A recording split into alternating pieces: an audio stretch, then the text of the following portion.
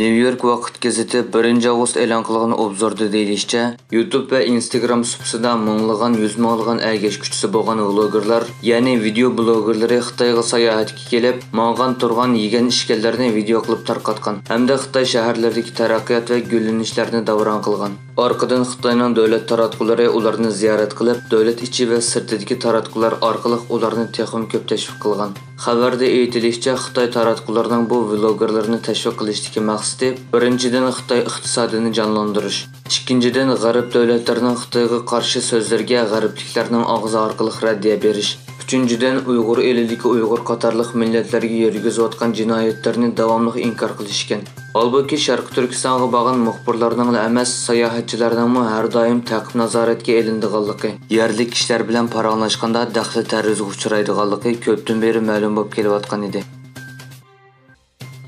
Ma'lum bo'lishicha, Yakanning Do'nbaq yesida tug'ilib cho'ng bo'lgan, Tulug'otur maktabni bitirgandan keyin o'zligidan o'rganib, ingliz tili, arab tili va xitoy tilida ravon so'zlasha saviyaga kelgan va bu iqtidoriga tayanib, Yakan Urumchi, Dubay, Istanbul va Marokashlarda tijorat bilan shug'ullanib, tirikchilik qilib kelayotgan Ubul Hashim Tursun 2018-yili 3-oyning 7-kuni Eronning Imom Humayni aerodromida tutqun qilingan va Xitoyga qaytarilgan. Qrim xabar agentligining yaqinda xabar qilishicha, Ubul Hashim Tursun qaytarilgandan keyin 15 yillik qamoq jazosiga hukm qilingan.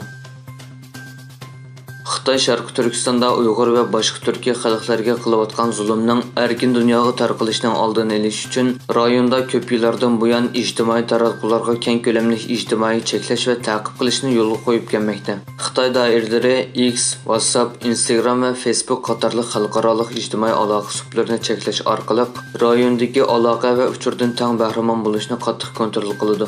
Bu ahvol dunyoning Xitoydagi kishilik huquq dabsandichiligiga bo'lgan andishasini kuchaysimi, vaziyat yana davomlashmoqda. Mutaxassislar bu cheklimlarning shaxslarning aloqa erkinligini cheklab qolmay, kishilik huquq dabsandichiligiga oid uchurlarning dunyoga oshkorlanishiga to'sqinlik qilganligini o'tirg'a qo'ydi. Yevropa İttifaqının tashqi siyosatga mas'ul yuqori darajalik vakili Josep Borrell Qozog'istonni rasmiy ziyorat qilgandan keyin Yevropa İttifaqının Qozog'iston bilan bo'lgan munosabatidagi aktiv harakatlantirgich kuchni davomlashtirishni qaror qilganligini bildirdi. Josep Borrell 1 avgust Qozog'istonni rasmiy ziyoratda bo'lib, Qozog'iston prezidenti Qosim To'qayev va Qozog'istonning muavin bosh ministri va tashqi ishlar ministri Murat Nurtliyev bilan ko'rishdi. Borrell rayon gullanishi va xalqaro muqimlik o'rtaq manfaati uchun munosabatni taraqqiy qildirishning zarurligini ta'kidlab, Qozog'istonning strategik jo'grafiyalik o'rni muhim, Yevropa bilan Osiyo o'rtasidagi cho'ng ko'rik dedi. Yaponiya Kaspiy dengizi orqali Rossiyani sirti qoldirib, Turkiy davlatlari bilan Yevropani tutashtiradigan savdo yo'lini barpo qilishga yordam beradigan. Yaponiya vaqt gazetining xabariga qaraganda, bosh ministr Fumio Kishida kelgusi bir necha hafta ichida Qozog'istondagi 5 davlatning rahbari bilan ko'rishib, O'rta Osiyoga iqtisodiy yordam berish planini e'lon qildi ekan. Tokio imkoniyatli sijil iqtisodiy taraqqiyotga yordam berish orqali Xitoy bilan Rossiyaning ta'siri kuchli bo'lgan bu rayon bilan bo'lgan aloqasini kuchaytirishni maqsad qilgan. Egilinishcha, Kishida 9 avgustdan 12 avgustgacha O'zbekiston, Qozog'iston va Mong'oliyalarda ziyoratda bo'ldi ekan.